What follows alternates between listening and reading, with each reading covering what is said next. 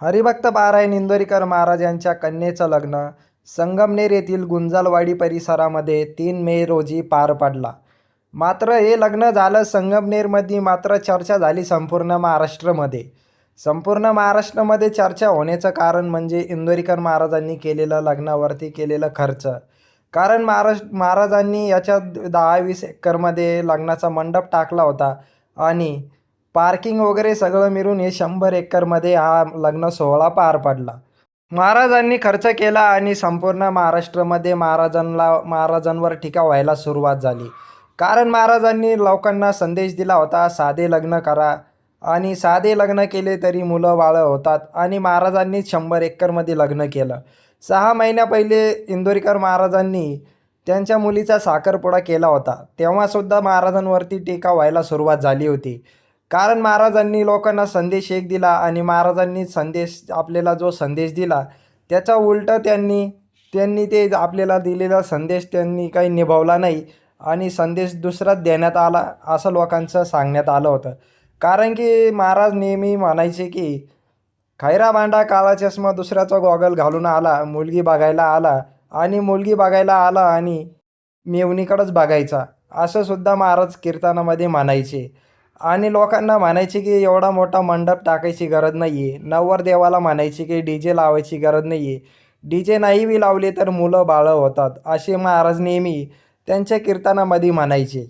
लोकांच्या मुलीला गुड्डी म्हणायचे महाराज. आणि नवरीसुद्धा जे नाचण्याची प्रथा चालू झाली होती, नवरी नेहमी नाचत अशी एंट्री करायची, तेव्हा त्याच्यावर सुद्धा महाराजांनी लोकांना ट्रोल केलं होतं आणि त्यांना दुसऱ्यांच्या मुलीनं समजा भांग वगैरे थोडा स्टायलिश भांग केला, हेअरस्टाईल केली, त्याच्यावर सुद्धा महाराजांनी लोकांच्या मुलीवर टीका करायचे आणि म्हणायचे की भाड्या आला दुसऱ्याचा चष्मा घालून, लिंबा खालचा 30 रुपयाचा चष्मा घालून भाड्या आला भाड्याच्या गाडीमध्ये बसून मुलगी बघायला, असं महाराज नेहमी म्हणायचे.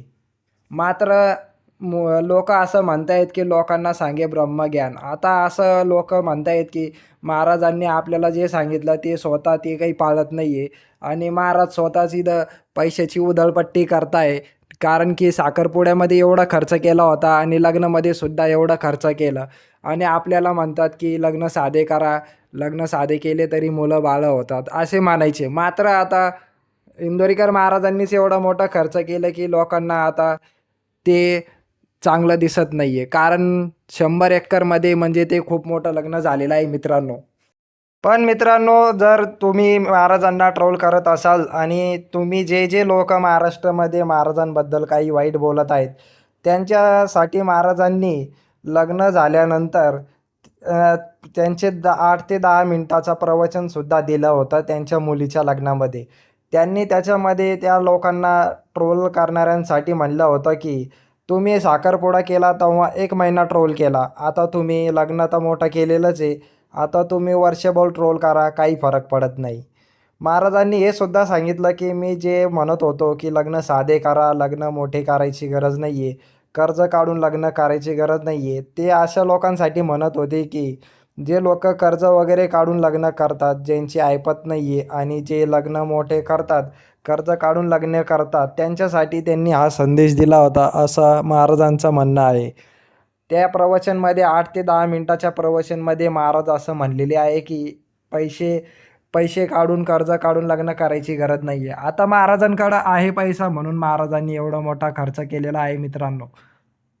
विचार करायची गोष्ट एक आहे की महाराजांकडं पैसा आहे म्हणून महाराजांनी खर्च केला. आणि प्रवचनमध्ये महाराज असंही म्हणले होते की मी आणि आचारीसोबत किंवा मंडपवाल्यांसोबत आजपर्यंत व्यवहार केलेला नाही आहे, कारण ते फक्त भक्तांच्या प्रेमापोटी महाराजांनी एवढा मोठा खर्च केलेला आहे, असं महाराज म्हणत होते. पण मात्र आता लोक म्हणत आहेत की नाही, तुम्ही हा खर्च मोठा केला आणि तुम्ही लोकांना ज्ञान देतात की साधे लग्न करा. महाराजांना ट्रोल करण्याचं आता मला असं वाटतं की महाराजांकडं पैसे आहे म्हणून महाराजांनी हा खर्च केलेला आहे. ज्यांच्याकडं पैसा नाही आहे त्यांना एवढा मोठा खर्च करायची गरज नाही आहे, असंही मला वाटतं मित्रांनो. तर मग विचार करा मित्रांनो, याच्यानंतर महाराजांना ट्रोल करायचं का नाही. कारण महाराजांकडं पैसा आहे म्हणून महाराजांनी खर्च केलेला आहे. तर माझं एकच म्हणणं आहे की महाराजांना ट्रोल करू नका आणि महाराजांबद्दल वाईट बोलू नका. मित्रांनो, तुम्हाला हा व्हिडिओ आवडला असेल तर चॅनलला सबस्क्राईब करा आणि व्हिडिओला लाईक करा. भेटूया पुढच्या व्हिडिओमध्ये. अशाच बातम्यांसाठी व्हिडिओ बघत राहा. धन्यवाद.